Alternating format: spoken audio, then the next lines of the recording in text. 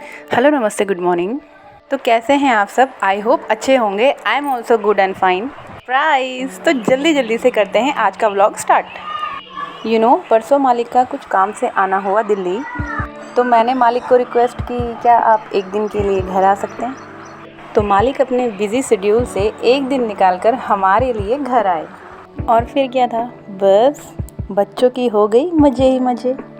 Actually होता क्या है, जब पापा घर आते हैं तो बच्चे करते हैं फुल एंजॉय, और उनकी जो भी डिमांड होती है और जो भी विशेज़ होती है, उनके पापा उनकी हर डिमांड पूरी करते हैं। तो बच्चों की डिमांड थी कि हम जाएंगे इवनिंग में घूमने और फास्ट फूड खाएंगे, तो पापा ने कहा चलो बेटा।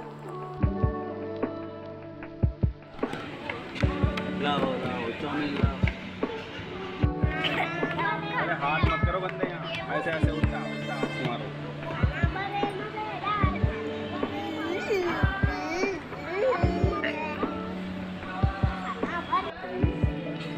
दो प्लेट गोलगप्पे भाई, गोलगप्पे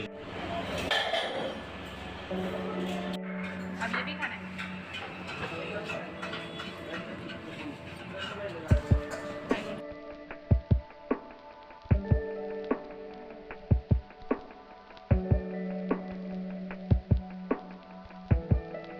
इसके बाद हमने की बच्चों के लिए कुछ शॉपिंग।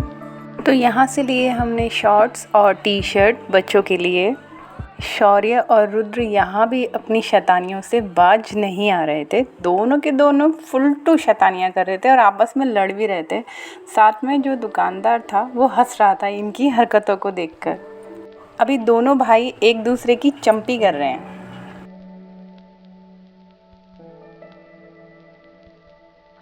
शॉपिंग कंप्लीट करने के बाद जब हम बाहर आए तो हमने देखा कि बारिश की बूंदें पड़ रही हैं, तो इन्होंने फटाफट स्पीड में स्कूटी भगाई तो देखा कि रास्ते में किसी की बारात तैयार हो रही थी दुल्हन के घर जाने के लिए।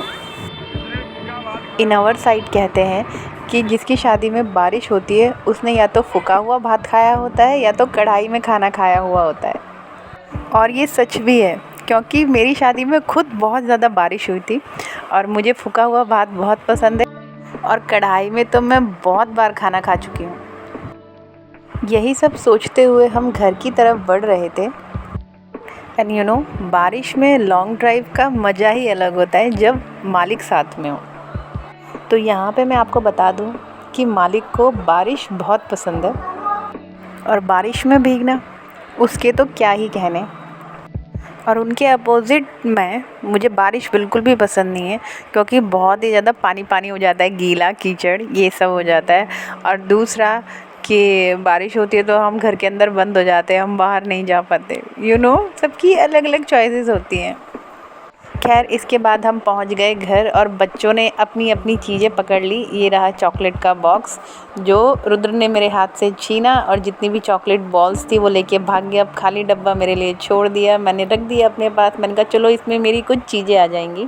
उसके बाद गई मैं अपने किचन में अपना डिपार्टमेंट संभालने के लिए। एक प्यारा सा दिन बिताने के बाद अब बारी थी मालिक को गुड बाय बोलने की।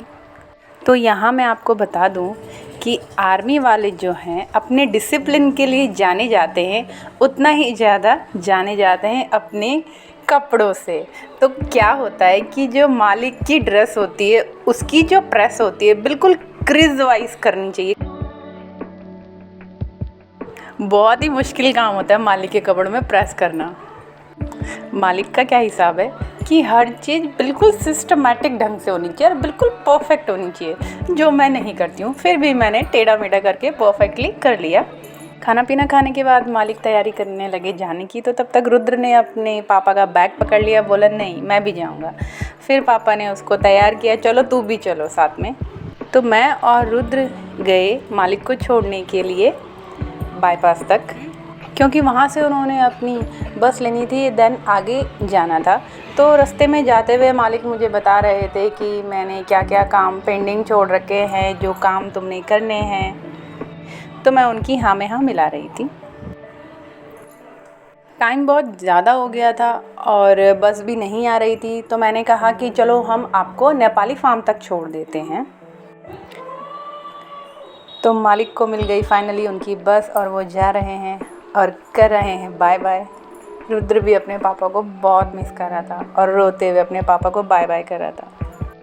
तो मालिक को बस स्टॉप तक छोड़कर हम आ गए घर और आज का व्लॉग होता है यहीं पे समाप्त। आप लोग बने रहना नेक्स्ट व्लॉग में। बाय बाय और सब्सक्राइब ज़रूर करना।